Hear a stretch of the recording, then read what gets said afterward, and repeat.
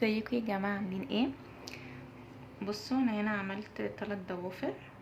طبعا هنا بعد ما لزقت التب وحطيت الدايدريت والبرايمر والبيز، احط الهارد جel. بنجيب كوره كده نحطها هنا، كل حركاتنا تكون دائري.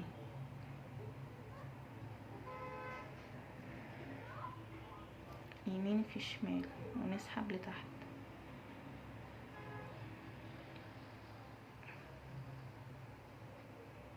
هبقى اعمل لكم فيديو وانا ببدأ في الخطوات من الاول، واللي عاوز يسأل اي حاجة يسيب كومنت. لو عايزين نعمله اي فيديو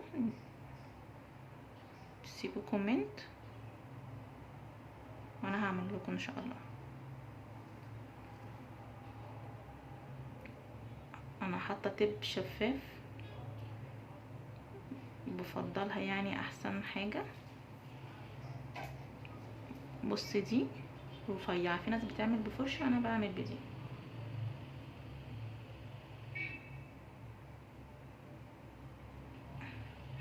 لما تلاقوا في فقاقيع صغيره كده فرقعوها. نعمل الاطراف وما نجيبش اي حاجه على الجلد. لو جبتوا اي حاجه على الجلد الهارد جel هيقع معاهم وهيفكوا.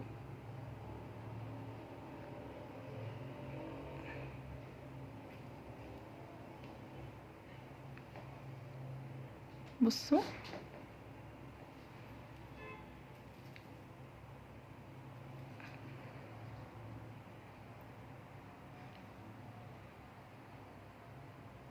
انا بحبه يبقى فيه بومبي، فعشان كده بحب اقلبه كده. لما تقلبه كده الهارد جel هيعمل بومبي من فوق. في ناس ما بتحبش لكن انا بحب. ثانيتين بس كده ونقلبه ونشوف اي حاجة مكلكعة نظبطها.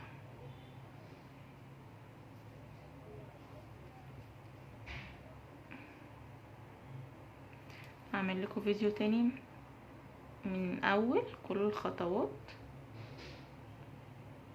خطوة بخطوة. نحطه بقى في اليو في ينشف 30 ثانية.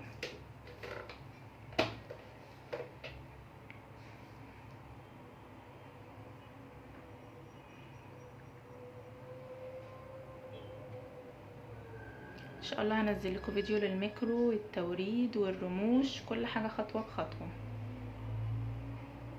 وهعمل لكم كمان فيديو لوحده لاساسيات الهارد جel واساسيات الرموش والميكرو والتوريد. تمام كده. نعمل الصغير. انا لابسه بس جلوفز وخرماه عشان انا على طول ايديا بتبقى في اليو في عشان بيسمر ايدي. دائري ناخد كوره، دائري دائري دائري.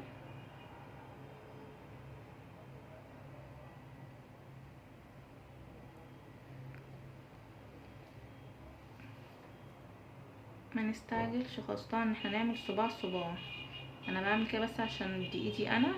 لما يبقى معاكي كلاينت تعملي صباع في الايد دي، ولما تخلصي تحطيه في اليو في وهو بينشف تاخدي ايديها التانية وتعملي وتعملها مثلا صباع من لحد ما تخلصي ايد.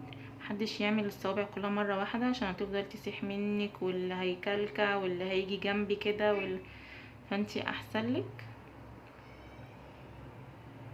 اعملي صباع صباع عشان كل حاجه تطلع بيرفكت معاكي.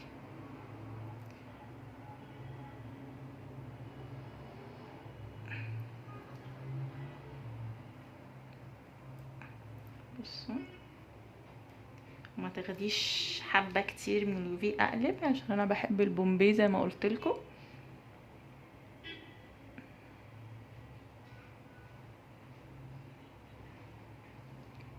بصوا خد الشكل الطبيعي. وقبل ما تدخلي اليوفي شوفي اي حاجه لازقه شيليها كده. اهم حاجه في الهارد جel ده عامه تشتغليه ما تجيبيش اي حاجه على الجلد. شفتي منطقه الكيوتيكال ما فيهاش حاجه ازاي؟ لازم شغلك كله يبقى نظيف. نحطه في اليو في 30 ثانيه.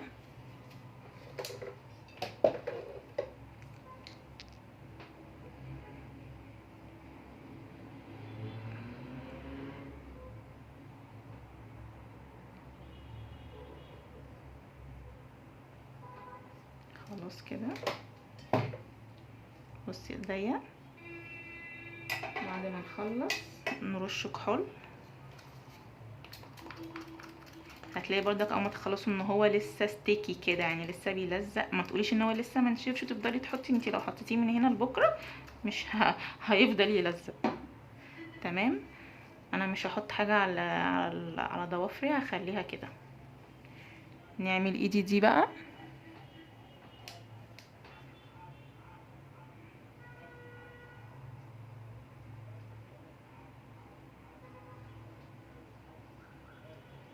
ادي كوره، ولا كبيره ولا صغيره.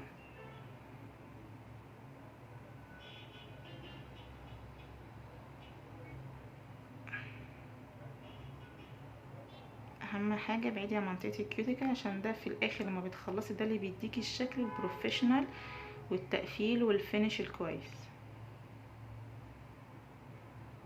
ناخد كرة تانية.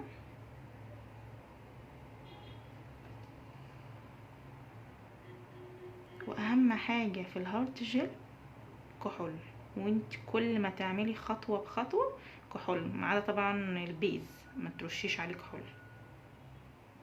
هعمل لكم برضو الفيديو خطوه بخطوه من الاول، عشان انا بس بدات الفيديو من اول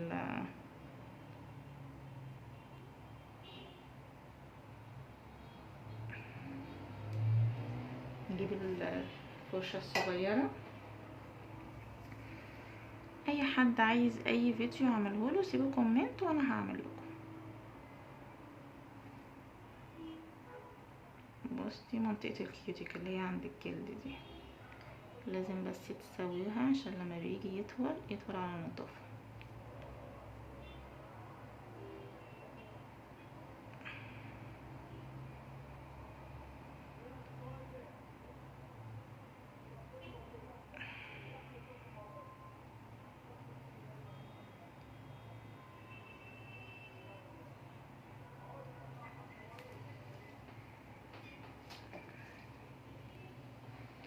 نقلبه.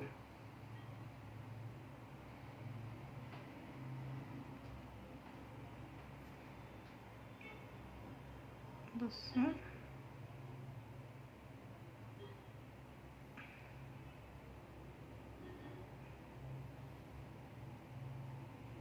بصوا لما تلاقوا حاجه جايه على الجلد قوي كده امسحوا كده. بصوا اهم حاجه ولا الكلكع ولا اللي يجي على الجلد، كل ده جاي على الجلد. بس طبعا مش عارفه اظبط عشان انا بصور.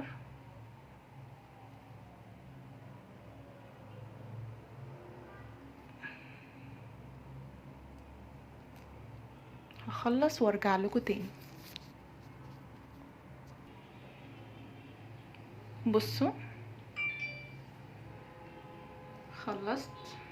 نرش كحول بقى في الاخر زي ما قلت لكم، مهما نرش بردك كحول هنلاقي الدنيا كانها لسه ما نشفتش. متقولوش تقولوا ده ايه لسه ما نشفش. خلصت وهحط التكوت، وزي ما قلت لكم هنزل لكم فيديو الخطوات كلها، عشان انا بدأت معاكم مش من اول. التكوت دي طبقة الحماية واللمعان.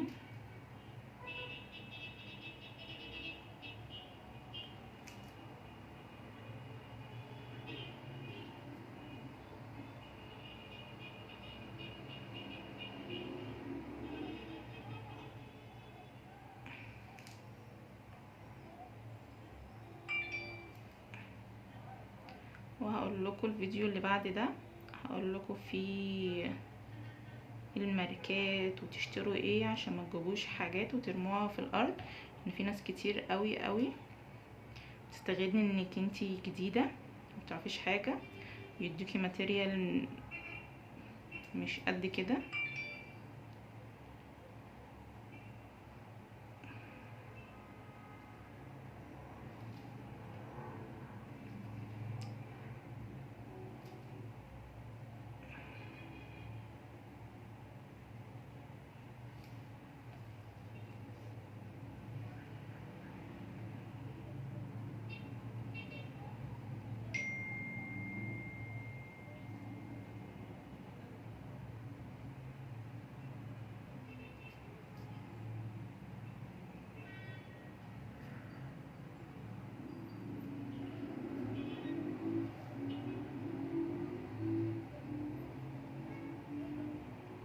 لازم تفردوه.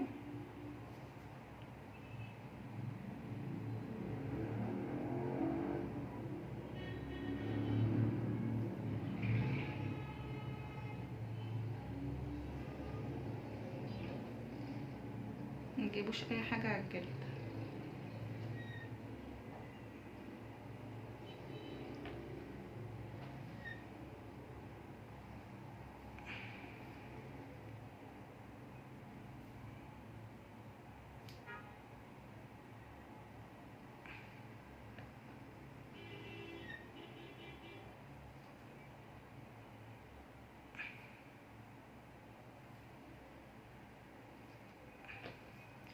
سيبه ينشف 60 دقيقة ان شاء الله. الفيديو اللي بعد ده هقول لكم فيه كل حاجة انا بستخدمها والماتيريال، تشتروا ايه ما تشتروش ايه، كل الالوان النضيفة.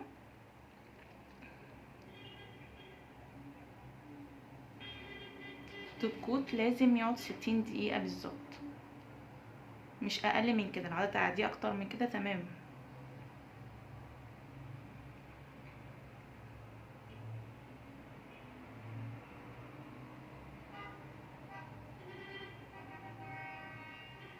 هقول لكم تشتروا ايه ما تشتروش ايه.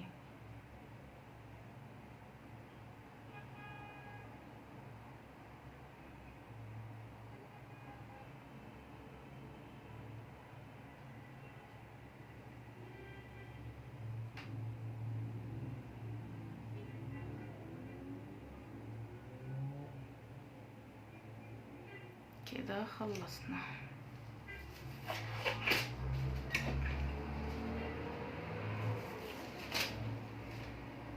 بصوا